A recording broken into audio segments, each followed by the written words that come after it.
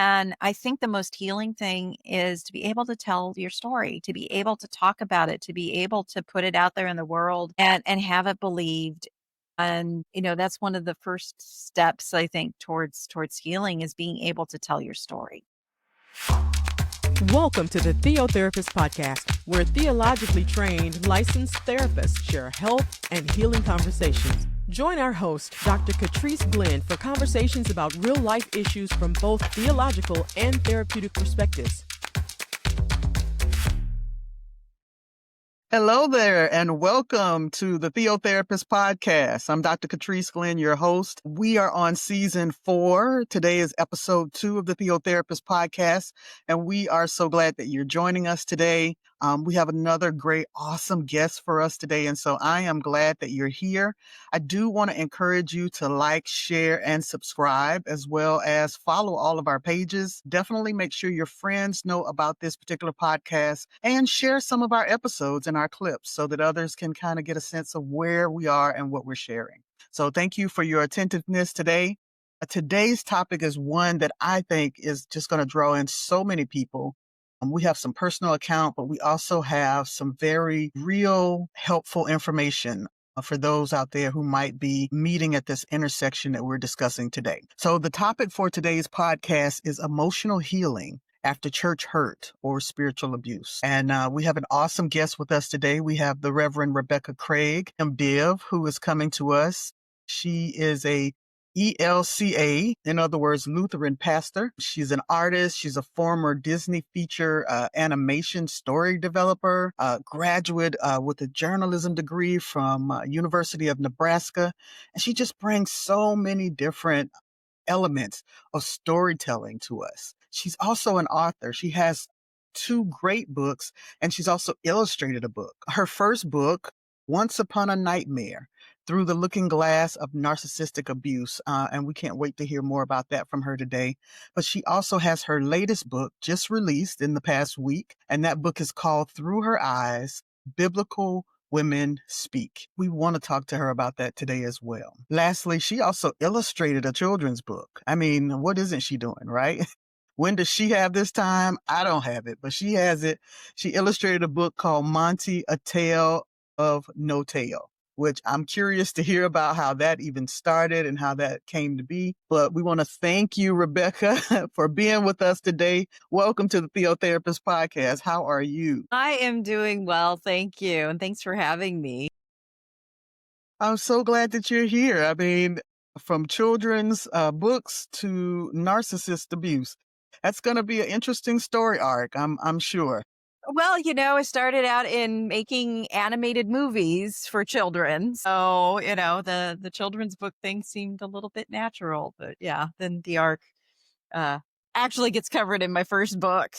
Understandable. So how I went from point A to point B. Yeah. So well, and there's so many people who want to be a part of that Disney world in the beginning, right? They want to be a part of the magic and the fantasy of Disney and animation and things. So I'm really curious, even in your story, if you can kind of tell us a little bit about kind of who you are in your early career transition into who you are now. Yeah. Well, I mean, yeah, everybody is when they're growing up, they love Disney and they love the stories. And so it was kind of a fairy tale dream come true for me to go out into Hollywood and land a job doing what I thought was like the perfect merger of my 2 loves, which were both art and writing. I always got told by my parents that journalism was the better route to go because I'd never make any money as an artist, and which was funny because later on I made a lot more money as a graphic designer than I ever did working at Disney as a story developer. But that's beside the point. But yeah, it was, you get into it, and it was that I actually told my mother one time when she came to visit me before I was working at Disney. I drove every day by the Disney studios in Burbank in California, little Nebraska girl living out in California, trying to make her break in Hollywood. And we would drive by the animation building, had the big sorcerer's hat on it. And I would say, one day I'm going to work there. And I just kept saying, one day I'm going to work there. And eventually I did. And it was really through, I always say it is always more about who you know than what you know. And I just happened to temp for the president and the vice president of Disneyland International. And I went into it with an old school work ethic of, instead of bringing a book to read, I was like, what do you need me to do? I'll do it. And they were like, well, here's an expense report. Never done an expense report in my life. Had no idea what I was doing. I spent all day trying to figure it out, but I finally did it, got it done. And the guy just kind of looked at me and he's like, what do you want to do?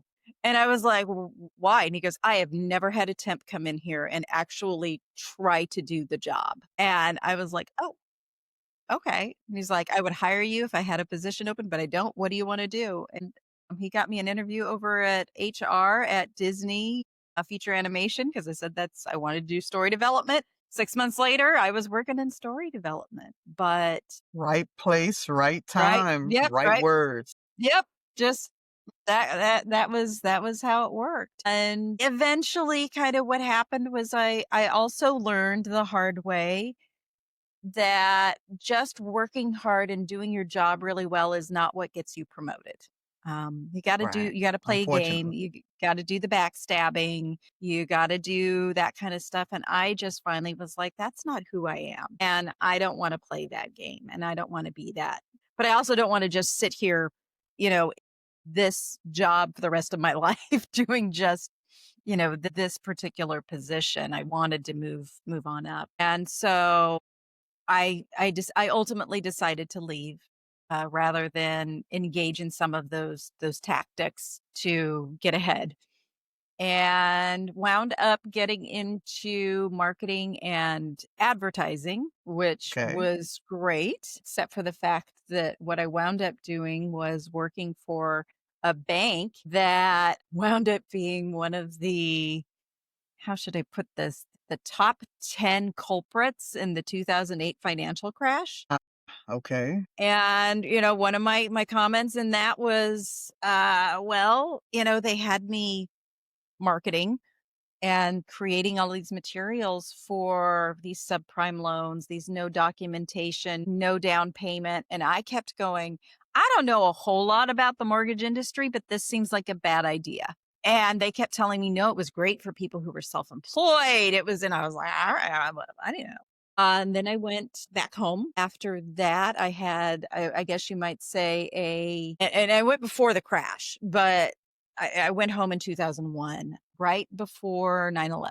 And it was basically one of those things where I'm like, what am I even doing out here anymore? Because I came here to do the Hollywood thing and I wasn't doing that anymore. So I was like, why am I here? And Right. so I had a moment, a sort of divine intervention, if you will, moment of just awful depression and that kind of stuff. I'd had a boyfriend who dumped me on my birthday. I, wasn't doing anything. And it was just sort of like, what am I doing here?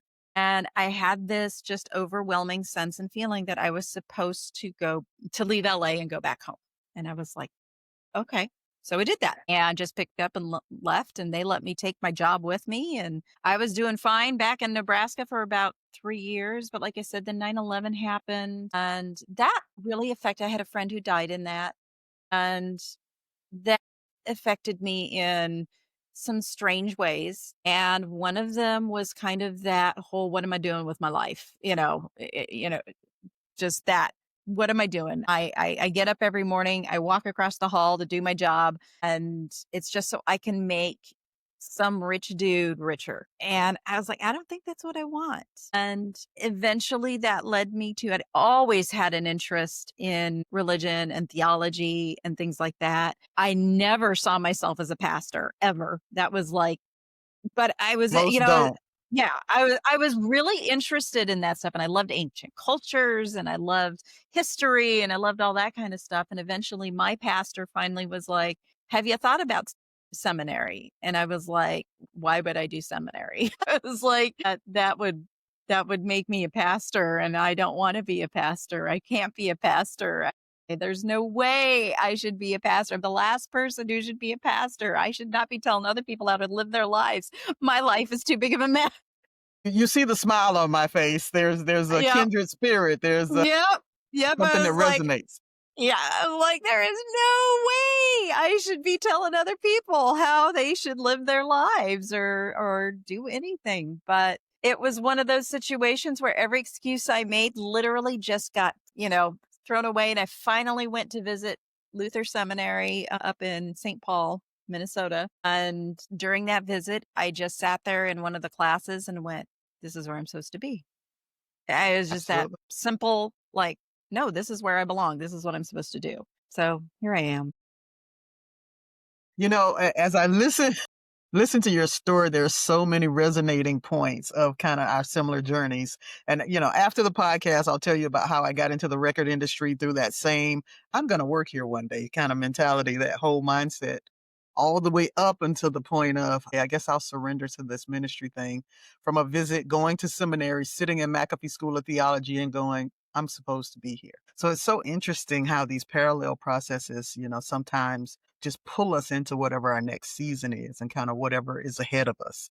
Right. If not, we would feel stuck in kind of where we're supposed to be leaving. And so I'm glad you followed it. I followed it. And I hope other people, if they're fighting and wrestling with it, they'll follow it too.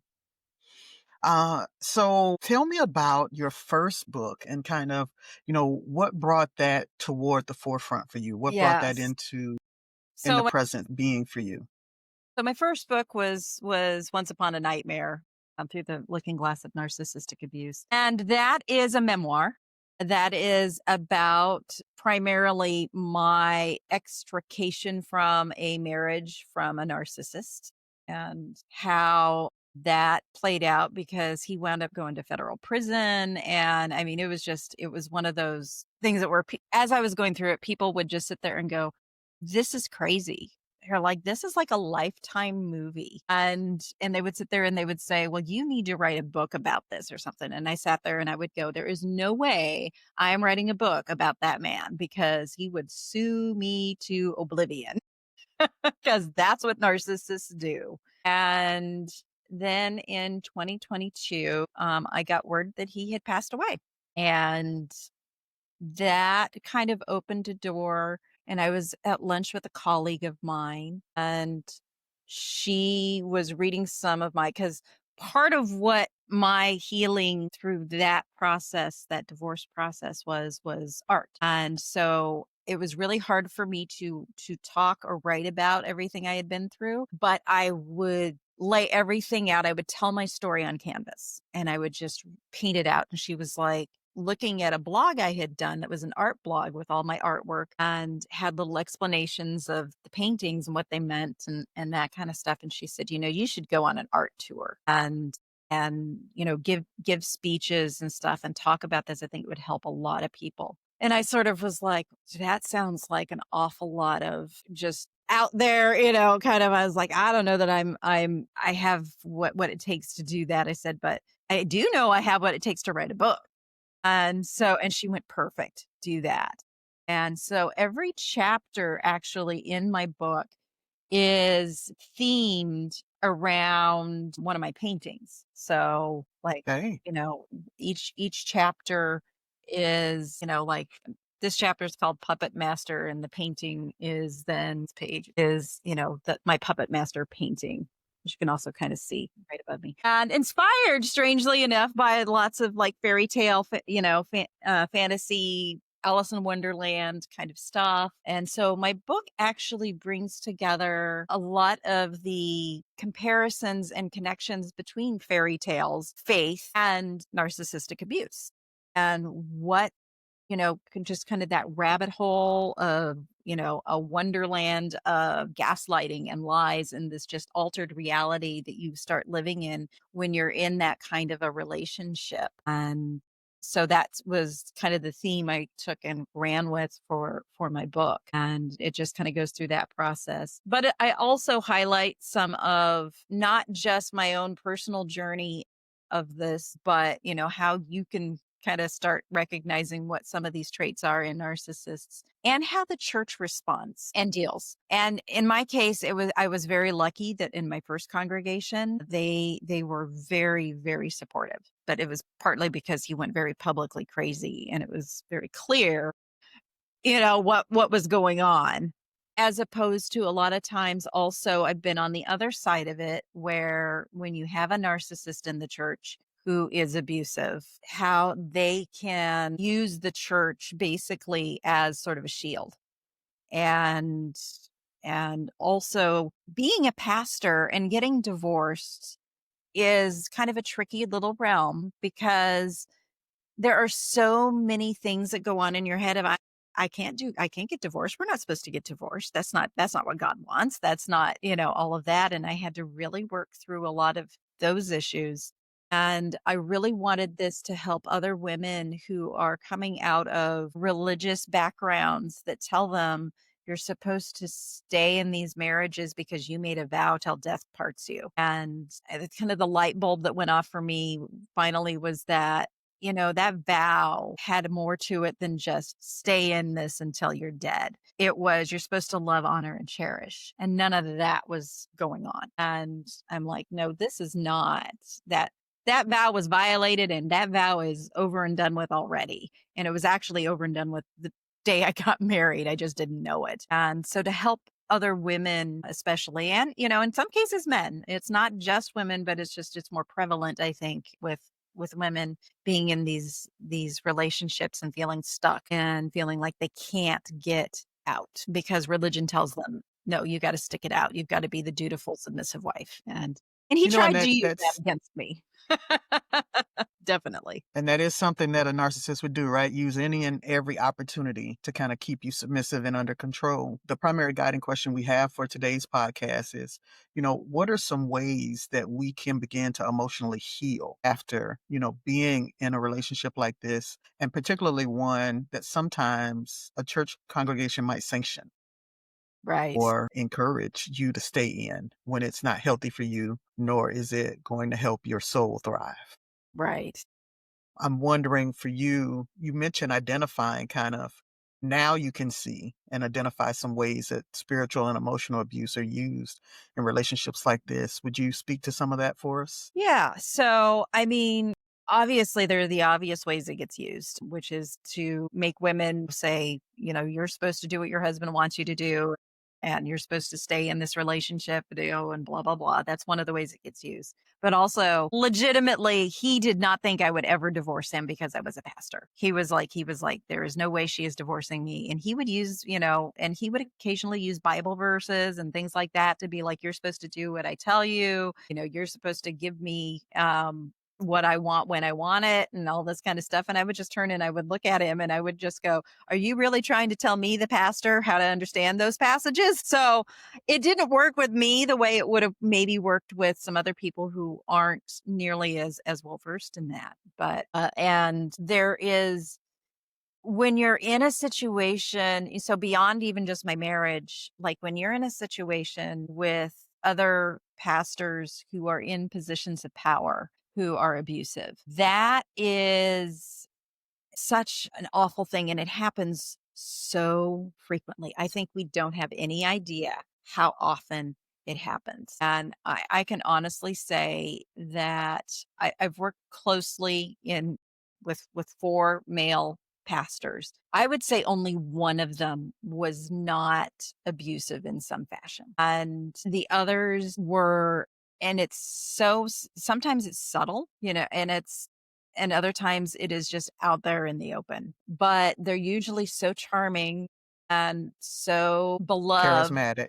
yeah, and charismatic that no one's going to believe you when you come to them and you tell them that this stuff is going on. And it's really hard in a church setting from that standpoint of dealing with those pastors who behave that way. And there is just a culture within churches where even if people know it's going on, they don't seem to care. And that's the part that has always completely baffled me, where I've had leadership just basically go, well, if we put this out there in the open that this was going on, then that's going to hurt our image in the community, and all the good work we've been doing is going to go to, and I'm like, But you're hurting the people. I was like, but who else are you hurting by not addressing the fact that this harm and this misconduct and this, bad stuff is going on? And it's just, it's baffling to me the way that it is not just that person, it's a whole system that continues to protect the abuser and the person at fault. And so that is why it is so hard for people to come forward. And they say, well, why don't they report this? And I'm like, because they don't Well, get it's so believed. isolating. Yeah, Right. It's isolating. If not only, no one wants to hear your story, no one wants to believe your story. And even if they believe it, they don't have the courage to allow you to kind of bring it to the forefront so it can be addressed. They'd rather you be silenced than allow the story itself to emerge. right. And the problem with things like gaslighting and stuff like that is you begin to question your own reality. I mean, you begin to question it. And I think I am so thankful I had good therapists. And during my divorce, I had an excellent therapist who really, really walked me through I hesitate to use the term Christian therapist. She would, because but she had a very, very well-versed background in religion and spirituality. And she was able to walk me through things that even as a pastor, I was like, wow. I was like, I can learn from her. And she was phenomenal in walking me through that and helping me to understand this is who God wants you to be versus, what, the church may be trying to sort of frame it as. And then I went through some bad therapists. I had one who told me just to get used to being sexually harassed. And I was like, I'm sorry, what?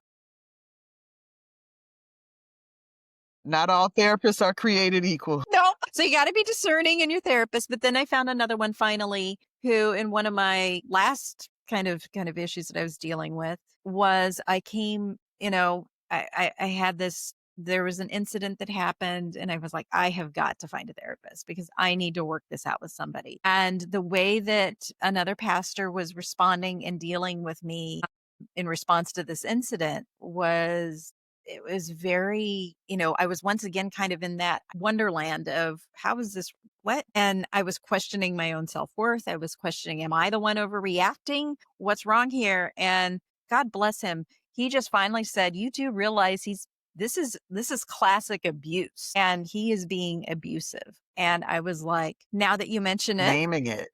now that you've named it, and he started going through all the things that were happening. And I was like, oh my gosh, you are so right. And I think the part that, and his solution was leave, get out of that situation. Good advice. But it did not lead to any kind of change for that particular pastor in that congregation because my leaving left him in place and left that situation ongoing. Oh, I was, and again, the powers that be that knew about it didn't choose to pursue my complaints and, saying, look, this was abusive. It was more just, okay, well, let's see what we can do and how we can move you.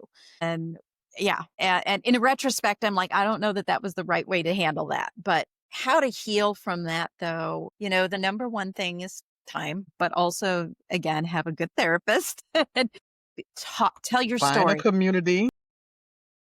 And I think the most healing thing is to be able to tell your story, to be able to talk about it, to be able to put it out there in the world and have it believed. And, that's one of the first steps I think towards healing is being able to tell your story. And I think that's what I did in both my first book was telling my story. And kind of what I did in my second book as well was I gave voice to a lot of women who in scripture, we don't hear from, they get silenced. And so to hear their voice, to hear their story, to hear what they probably were going through. And I think that was one of the things that drove me to write this book was years ago, I did a flash fiction contest that was about taking a biblical character and writing a 500-word story flash fiction based on that character. Me being the twisted little soul that I am. Or creative soul. Okay. I chose the Levite's concubine. Yeah, that's an interesting story though. I chose the Levite's concubine. See, And we are sisters. I've done Bible studies on that. Yeah. Yeah. And, if you're not, for people who aren't aware of what that story is, that's probably the most horrifying story in the entire Bible. It is. It is a story about, a woman who gets thrown out to be raped and abused to death. And then they use her body to cut it up and start a civil war. And so I wrote this 500 word piece of flash fiction on basically her dying moments and what was going through her head and what she was feeling and what she was thinking. And it wound up winning second place instead of first place because the person who won first place wrote Jesus on the cross. And I just was like, that's cheating. I was like, that's cheating. That should have been the no-brainer. You shouldn't get it just because. I'm like, come on, people. Like, that's the gimme. There's no stretch here. Yeah. But anyway, but I got an email from a guy who wanted to tell me how much he appreciated my story. And he said, I have never, ever viewed that story as anything other than just a theological, plot point. I never saw her as a person. I never saw her Or as humanized someone. her. Yeah, never humanized her. Never saw her as someone who had pain, how she wound up in that position to begin with, what her life might have been like, in this relationship. And it was just this light bulb that went off for me that went, oh my gosh, people don't see these characters as real people and don't see They don't those see stories. these women as real people. Right. And these women who are so important to these, major stories. I mean, you look at the story of the Exodus wouldn't happen without 5 women who defy Pharaoh. It's like they have to go against the decree of Pharaoh in order for Moses to survive. And it's all women, that make this happen. But do they get the accolades in the story? No, it's all about, what Moses is doing and whatever, which is great, but that wouldn't happen without this. The fall of Jericho, Rahab plays a major, this prostitute plays a major role in that actually happening. So this whole kingdom, of Jericho falls, the city of Jericho and the king of Jericho falls because of her. Without her, it probably would not have happened. And, we don't look at those stories from that perspective ever. And so that was kind of what I was trying to do with that second book, was give voice to that and to recognize, the abusive systems that are at play in scripture and how these women have to operate in, being what their lives are. It's like they're in these oppressed patriarchal systems, and yet they find ways to be defiant, to do the things they have to do. And I always find it very interesting that you get women who, you have Shiphrah, you have Puah, you have Tamar, you have the Tamar from Judah, not David's No, Tamar. okay. And you have Rahab, who all are basically lauded and rewarded for lying. So, it raises that question, are there times If you when say it's that, okay? if you call it a Jezebel spirit, but in the Bible, they are not only rewarded, but remembered Right. for their cunning. Yeah. Yeah. And so it's one of those are the kinds of things I really wanted to bring out and to highlight and ask questions about and to deal with. And so for me, like I said, telling those stories was healing, and being able to shed a light on it is healing. And of course, I do a lot of, as an artist. So if you are artistic in any way, shape, or form, that is always a good healing outlet. Art therapy, man, that is A great way to it's one of the express and pour out.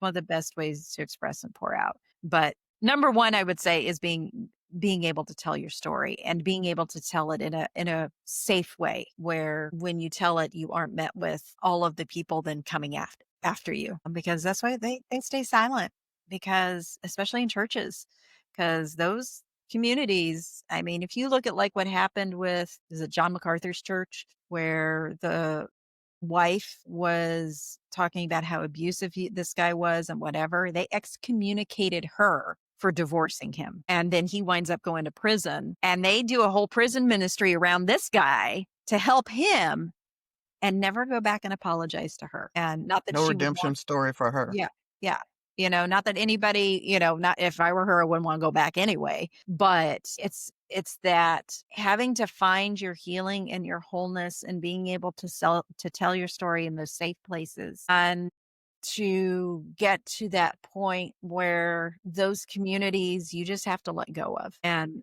just say, I can't, I'm not going to be part of that. And I applaud the women who come out of these abusive situations, especially in churches, who still have faith intact. And there are a lot of women who do, and they come out and they are, their faith is intact. They want nothing to do with the institutional church, which is understandable. But they, really cling to, no, I still have faith. I still believe in God. I still believe in Jesus. I still believe in, you know, this God who loves me. But that system I know does not and will not. And that's the hard, thing when the church is supposed to be an active, a force of good in the world, and it can sometimes be a source of great evil. And that part stinks. So yeah. When our community of faith becomes complicit in our hurting, right? There's a deep wound because this is the place I came to feel safe. This is the place I came to let my guard down, the place I expected, to be upheld, if no place else. And not only am I not receiving that, but in some ways I've been made to feel worse or turned against because I was willing to voice the hurt and the pain that I'm experiencing. And so I think as faith communities have to be very careful and intentional about how we address these. And you find rarely that faith communities won't address it, even in teachings or education or Bible studies or anything of that nature, because they know how interwoven sometimes that is in the life of the church. How complicit they are in some of the ways that they've helped with the abuse. And I I said in a sermon not too long ago, I found it interesting that, Jesus, in Mary's Magnificat, it's about tearing down the powerful, raising up the marginalized, the poor, the hungry, the downtrodden, the whatever, the marginalized people. And I said, and then when the church decided to form in some kind of more institutional fashion, it did the exact opposite of that. It silenced the marginalized voices. It silenced the oppressed and continued to raise up a patriarchal type of system. And I'm just like, how ironic that that this was the foundation of what they were supposed to be, and they've turned into exactly the thing that was supposed to be undone. Yeah. And so I find that very interesting. Yeah, the focus transition from compassion to power, as it will when you sometimes gather humans together who are striving for power and recognition. So, but I think this is a great conversation, I believe, for those who either are finding themselves in this questioning period of like, how do I navigate this? How do I come out? Or, I'm experiencing this, I'm on my way out. Hopefully they're finding some encouragement for what this healing journey will look like. Yeah. For you, are there any other elements of your story that have kind of helped you heal in addition to your expression through art and your expression through writing and obviously your vocal expression? So one of the best books I ever read, and I quote him in my memoir, my first book. Desmond Tutu wrote a book called The Book of Forgiving. And that is a book I will recommend to everyone, everywhere, who has ever been dealing with any kind of oppressive, abusive, because obviously, Desmond Tutu's coming out of apartheid South Africa and is part of the Truth and Reconciliation and all of that kind of stuff. And that this man is able to write that book about how to forgive people who do horrible, awful things. And he, has these steps and is very clear that forgiveness is not about the absence of justice, and it's not about the absence of there being any kind of accountability. And in fact, in order for there to be real and true forgiveness, you have to have those things. Otherwise, it's kind of an incomplete sort of forgiveness, and you certainly aren't going to be reconciled in any way, shape, or form. But he leaves so much space and gives permission. And this was the part that I was personally very moved by. was that space and that permission to release a relationship and to say that while yes, reconciliation is the ultimate kind of goal and whatever, recognizing when people refuse to change and they are not someone who is going to be a safe person, they are going to continue to be dangerous to you. You do not need to bring that back into your life. And you can draw those boundaries, and boundaries are good and boundaries are healthy. And you can still do the journey of forgiveness without ever getting back into any kind of a relationship with that individual. And one of the most helpful things also I think that he points out is that when you have been harmed like that, whatever the future relationship looks like, if there is one, is never going to look like it did before. And let that expectation go bye-bye, that you are never, ever going to have the new whatever it is look like the old. And that's okay, because same thing happens with Jesus on the cross, right? Is he comes back and goes back and forgives the people, but he still has the wounds and so he's not hiding what was done. You can't change what was done, but you have to have that forgiveness in order to move forward. And it's also, I think, very important to know that that is not to be used as a weapon against people of saying, well, you need to forgive. You're a Christian, you need to forgive, you need to move on, blah, blah, blah. Forgiveness is a process. It is. And there is no timetable to it. There is no, just forgive and forget, is no just a quick fix of, I forgive you, let's just move on. And not when there is that kind of deep level of hurt and abuse. And you cannot move forward without acknowledging that, without addressing that, without there being some kind of accountability for that. And the relationship will change. It will be different. And And it that's should. okay. Yeah. And it should, and that's okay. And that relationship is never going to look the same. And that's okay too. And I think that's one of the most important things, is to recognize that you're not going backwards. You're never going to recapture that. Yeah. Whatever that fairy tale was is gone, right? That fairy tale that you initially had, that it's all going to be rosy, it's going to be what I expect it to be. Now you have a reality that contradicts that it won't look that way, right? The other thing I say about forgiveness is it is a process and you can't rush it. You can't just decide, I'm going to do it because somebody told me to do it. It is a personal decision at some point, but it is for you. It is not for the other person. Someone can't say, I want to make you forgive me. No, I have to decide if I choose forgiveness. And when I choose forgiveness, that doesn't entitle you to access. Just because I can choose not to wish any harm to you, I can choose to let this thing go, doesn't mean you have access in my life beyond this. Sometimes I have to remove access because you are not good for me. Yeah. And the weaponization of it is one that just really gets to me. I had someone one time who I was trying to get some accountability from, a system from whatever. So I was kind of continuing to, be like, no, this person's not safe. This is not whatever. And I had someone who came to me and basically, in a very subtle kind of way during a meeting one time just went, well, if you don't have the love of Jesus in your heart to forgive, do you really have the love of Jesus? And I just was like, really? That's where you want to go with this? Or, someone who was trying to say, well, if you hold our worst moments against us. And I was just like, So no accountability for your actions, no right. sense of remorse on your part. Right. And that was, kind of where that's when it gets weaponized, where it is forgiveness gets used as a bludgeon to silence you and to make you stop, saying this needs to get fixed, or this needs to be addressed, or this person is not safe. The forgiveness thing gets thrown at you to try and silence you, to keep you from continuing to pound that drum and say, no, this needs to be addressed. And if we do Absolutely. not address it, then bad things are going to happen. And yeah, And we become complicit in the bad things because we participated in the system that would not allow that to be addressed so that it could be changed, so that someone else would be protected. yep, yeah. This So has been a awesome conversation. It's a wonderful conversation, I think, and needed for so many people. It's just scratching the surface. Oh, yeah. I would like for you to tell, our listeners, because obviously you're a great storyteller, how they can get your audiobook or how they can get your book so that they can stay in contact with what you're doing.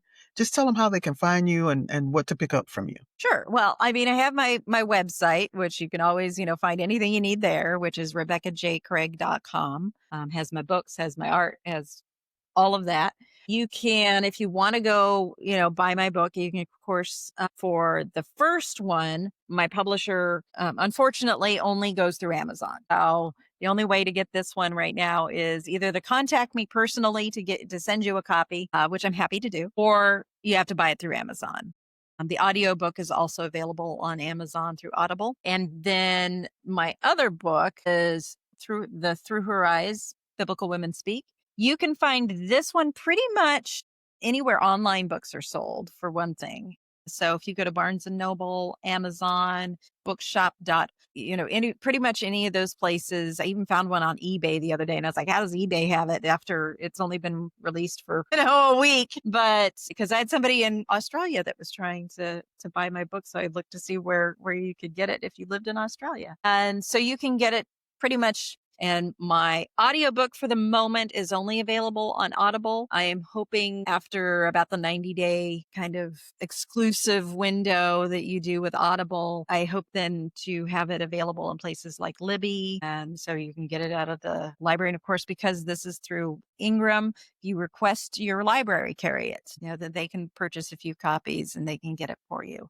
And once again, I got a chance to hear an excerpt through the Audible which is just the introduction, Through Her Eyes, and I was hooked. Just by the introduction, I was like, okay, I absolutely have to get this. For someone who, of course, studies female figures in the Bible, and I'm the one who definitely is not always doing a Proverbs 31 on a sermon. I'm a Deborah and Prisca kind of person. And so for those who really study women in the Bible or who are intrigued by different stories of women in the Bible, other than the traditional ones you tend to hear from a patriarchal standpoint, I definitely encourage you to get this book. I'd love to sit down and have a dialogue, a book club with some people and really just sit around and talk about it. But it's a great opportunity and it's a great read. Oh, Thank you so much, Rebecca, for being here today. We are so happy that you joined us amidst everything else that you're doing to promote your books and all the great things that you're doing.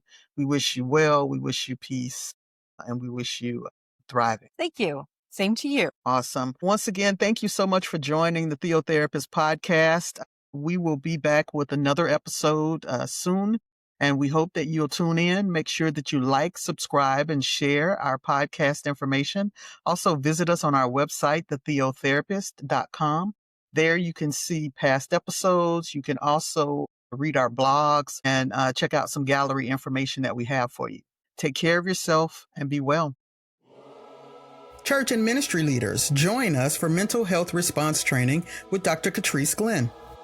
This training was designed to equip leaders with best practices and strategies to help when responding to those in the community and members who may be facing mental health challenges. Training sessions are interactive, they have open discussion groups, and provide useful resources that will help you go beyond the training. To register, visit seeksolacenow.com/church training. TheoTherapist Podcast, real talk at the intersection of theology and therapy. Check out Dr. Glenn's new journal series titled Brain Dump Journals for the Busy, available on Amazon.